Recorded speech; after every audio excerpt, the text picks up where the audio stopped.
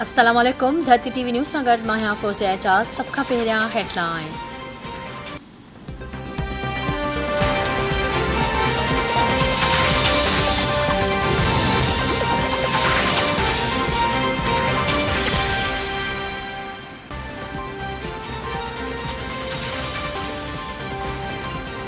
चइनि वरियनि जे कारे दौर दौरान फलाही मनसूबनि खे नज़रअंदाज कयो वियो।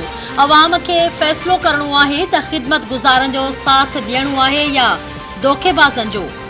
मुंहिंजे तेज़ीअ सां कम करण ते अॻूणे वज़ीर आज़म ते घबराहट तारी थी वई आहे।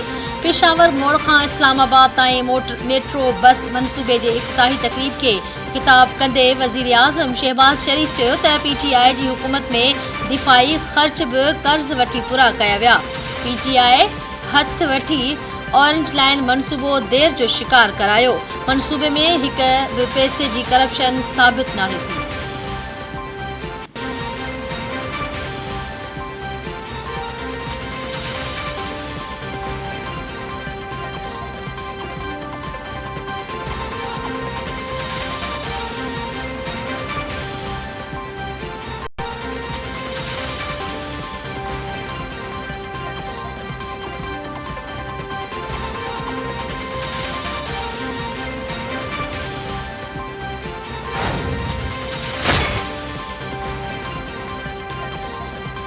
इस्लामाबाद हाई कोर्ट नवाज़ शरीफ़ खे डिप्लोमेटिक पासपोर्ट जारी करण खां रोकण ऐं वतन वापसी ते गिरफ़्तार करण बाबति दरख़्वास्त ॾंड लॻाए ख़ारिज करे छॾी।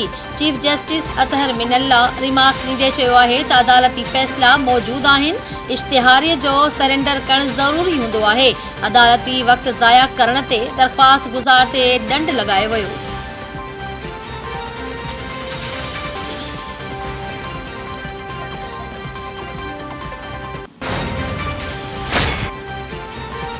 नई वफ़ाक़ी काबीना जो ऐलान अॼु थियण जो इम्कान। बिलावल भुट्टो ज़रदारी खे परॾेही वज़ीर ऐं हिना रब्बानी खर खे ममलकती वज़ीर थियण जो इम्कान।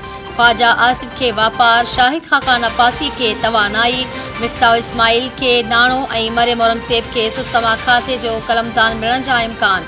इंसानी हक़नि वारी वज़ारत पीपल्स पार्टी जी शाज़िया मरी या मुस्तफ़ा नवाज़ खर खे ॾियण ते ग़ौर। सिंध में गवर्नर PP ऐं MKM जी मुशावरत सां थींदो।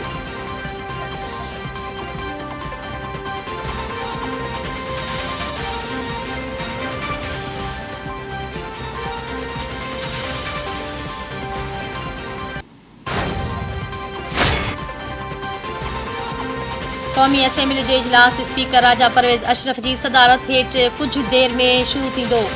इजलास जी 3 नुकाती एजेंडा जारी। डिप्टी स्पीकर जी चूंड लाइ शेड्यूल जारी थियण जो इम्कान।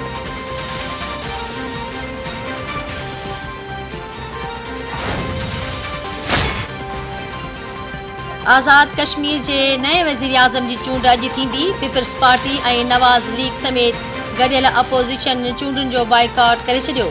PTI जे तनवीर इलियास जी बिना मुक़ाबले चूंडजण जो इम्कान। हंगू में PTI जो नदीम ख़याल ज़मान कामयाब।